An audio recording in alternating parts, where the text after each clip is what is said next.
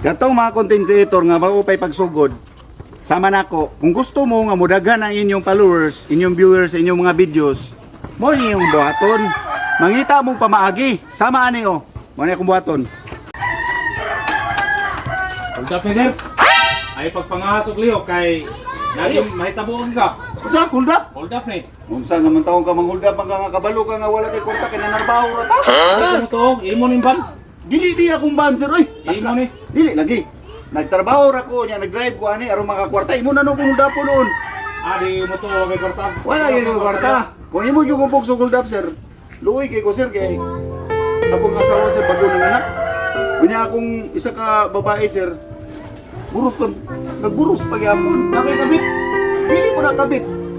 Kuandra, uyab-uyab lang ba? Buyab na ang asawa. Napakoy gipay eskwela nya tuition niya ugma. Unsa man nga imo kung huldapon luoy na kay kusanan, huldapon ba ko nimo? Grabe na sa kay ka oy. Sayop galing ko ni pagkaundapan ni. Mura ko kay maghatag kwarta ni man ni. Ana gyud, nakikwarta di atagay ko. Kay kaluoy ba sa kay ni. Luoy lang kay kusanan lagi. Grabe sa kay huldapon ba ko nimo? Siyon giga. Dito na akong istorya lagi. Ako na lang ibaba niya kwarmas kay mura naluoy ko nimo. Iubos na kay basi mabutan ta. Ang grabe kwarta Iko na lang ni hapon. Ha? 100,000 ni. Ibuhi na. Ayaw na na 100,000. Ako rin magpili kanila ako. Ibalik na nimo kay manghulda pa ka dito nya mapareha sa ako nga wag po kwarta. Makahatag ra gyapon ka sa imong huldap.